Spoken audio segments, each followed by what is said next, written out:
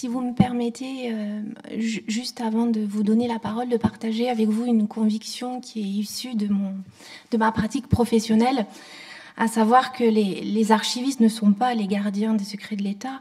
Leur rôle est bien celui de faciliter l'accès aux archives, de toutes les archives et à tous, tout en visant à trouver un équilibre qui n'est peut-être pas toujours perçu comme juste entre le droit au savoir et le respect de la vie privée. Je rejoins Caroline Piketty sur la nécessité d'une réflexion collective qui doit avoir lieu comme aujourd'hui et qui doit rassembler historiens, juristes, archivistes et citoyens, parce que, comme vous le soulignez, Madame la Présidente, en introduction, le système de communication et de communicabilité des archives en France est un système mal compris, comme peut l'être aussi parfois le travail des archivistes, le travail de collecte, de classement et de description des archives. Voilà. Donc j'ai vu qu'il y avait une question ici. Oui, alors c'est Fabrice Risseputi. Deux choses. Je réagis à ce que vous venez de dire. Je suis très content d'entendre dire des archivistes aujourd'hui, ce qu'ils ne disaient pas forcément à l'époque de Brigitte Laîné et Philippe Grand, qu'ils ne pensent pas être les gardiens des secrets de l'État, ou ce que l'État estime être des secrets. Il reste tout de même qu'actuellement, ce qu'a rappelé Gilles Morin tout à l'heure, je vais le dire avec un peu plus de crudité, ils sont en train d'accorder aux tampons apposés sur des documents mensongers par des menteurs et des assassins qui s'appelaient Trinquier, Ossarès, etc., ils sont en train d'accorder une longévité à ce tampon, de lui accorder un pouvoir, de le renouveler. Et on est en train de faire une chose qui est particulièrement absurde, c'est au moment même où le président de la République parle d'ouvrir les archives, c'est de dépenser une énergie et un temps et de l'argent dont je crois manquent les archives par ailleurs, à donc retirer des pièces tamponnées en rouge secret sans s'occuper de ce qu'elles contiennent réellement, et de demander à chaque ministère producteur de ces archives de bien vouloir les rendre communicables, sans qu'on ait d'ailleurs l'assurance qu'ils veuillent bien les rendre communicables. Pour m'adresser à Sylvie, à propos tu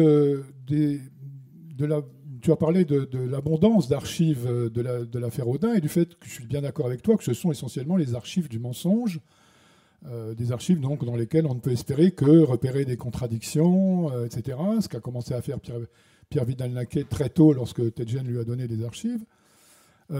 Mais pour les familles algériennes, avec lesquelles, en tout cas celles avec lesquelles le site milautres.org est en relation, la moindre trace archivistique, surtout lorsqu'elle vient de l'État français, a une valeur absolument incommensurable à celle qu'elle a pour un historien. Il y a une dimension presque, j'allais dire, reliquaire enfin, de cette archive. Et c'est quelque chose qu'il faut prendre en compte absolument. Et donc, d'où l'importance et la nécessité de faciliter l'accès aux familles, de ne pas se borner à faire une ouverture qui ne servira à personne parce qu'elle ne servira pas tant que ça aux historiens, mais à guider les familles. Est-ce qu'on ne pourrait pas simplement aller plus loin et Sylvie Thénault disait qu'il fallait parfois faire appel à la justice. Donc, est-ce qu'il n'y aurait pas une procédure collective à mener parce qu'on est dans un système qui marche sur la tête. On est en train d'obliger des archivistes à détamponner ou à retamponner des documents. On a d'autres choses à faire. Il y a d'autres archives à classer. Je pense qu'il faut absolument aller encore plus loin de ce que disait Gilles Morin. Il faut vraiment faire en sorte que cette IJ 1300 devienne caduque. En ce qui concerne les archives, j'ai vraiment des inquiétudes sur qui va consulter quoi et comment on va interpréter ce qu'on aura consulté. Quand je vois le manque de sérieux de Jean-Charles Degnaud, par exemple, j'ai un petit peu peur qu'on aille un petit peu vite dans l'utilisation des archives. Et je pense que l'utilisation des archives doit être aussi aidée par une médiation, des choses comme ça dont il était question tout à l'heure. Je crois que c'est vraiment important. L'archiviste, comme vous l'avez dit et comme vous l'avez appelé certains de vos voeux, ne travaille pas seul et heureusement. Il y a des associations, il y a des formations qui existent, qui lui permettent de se mettre à niveau vu la complexité du système juridique maintenant qui encadre l'accès, la diffusion, la communication des archives, et que vous avez très bien rappelé. Et puis, quand il a une ambiguïté, une question, quelque chose qui lui pose problème, il n'est pas isolé dans l'appareil administratif français et il essaye de chercher des solutions auprès d'un certain nombre d'autres institutions. Et évidemment, la décision qui aurait consisté à ce que du jour au lendemain, les archivistes se mettent à ne plus communiquer des documents couverts par le secret de la défense nationale, ça n'est pas une décision unilatérale des archives, c'est aussi parce que il y a une institution qui s'appelle le Secrétariat général de la sécurité et de la défense nationale qui a été saisie par les archives et qui lui a donné des réponses sur ce qu'il fallait entendre par documents classifiés, par type de tampon, et la réponse, évidemment, elle est complexe parce qu'elle est appuyée sur des textes. Et je pense qu'on pourrait tout autant reprocher aux archivistes de ne pas respecter les textes, voilà, ce qui n'empêche pas, comme vous l'avez fait, certains d'entre vous, de sensibiliser les pouvoirs publics face à des dispositions qui sont complexes pour la recherche historique, pour les droits de chacun, mais je ne pense pas qu'on puisse reprocher aux archivistes d'appliquer les textes, hélas. Pourquoi est-ce qu'on applique cette IJ de 1300 ? Alors, effectivement, mon sang de juriste ne fait qu'un tour. Il n'y a pas une instruction contraire à une loi, c'est pas possible. Mais comme il y a plus de 2 mois écoulés, on ne peut pas l'attaquer contentieusement. Mais par contre, des archivistes s'organiseraient pour fonder un refus de communiquer un document expressément sur cette instruction.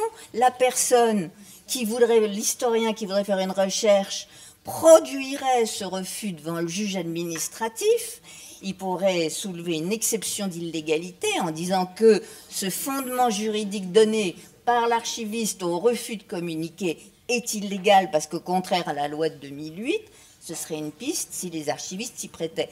La deuxième solution, je me réfère à Jean-Charles Begag, c'est de faire du lobbying collectivement auprès du gouvernement pour une instruction. Il y a le parallélisme des formes, on peut facilement, une instruction peut être abrogée par une autre instruction. Donc pour que cette instruction soit abrogée et qu'il y en ait une autre, c'est pas très rapide non plus comme voie, mais enfin, a priori, je pense qu'il faut quand même s'adresser, je pense qu'il faut trouver des solutions juridiques qui, au fond, doivent exister. Très rapidement, le seul problème, c'est qu'on ne sait pas ce qui nous est refusé.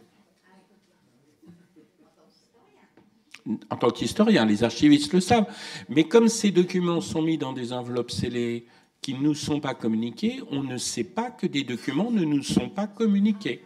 Et c'est la même chose à la préfecture de police, on les retire avant et on les voit remettre dans le truc. Mais on ne sait pas ce qui nous a été refusé. Donc comment faire un recours sur quelque chose dont on ignore l'existence? Quand j'insiste sur l'absence de vérité, Gilles, oui, bien sûr, je sais que les rapports, on les retrouve ailleurs, mais je parlais sur des questions individuelles, des destins individuels, et je préfère dire qu'il n'y aura pas la vérité et être démenti, que ça a déjà été évoqué ce matin, risquer de créer des faux espoirs, parce que, ça c'est une partie de ma réponse à Fabrice, je pense qu'on a en commun de savoir que quand on traite de ces sujets, on est dans des domaines sensibles et donc il faut faire extrêmement attention à ce qu'on fait et à ce qu'on dit.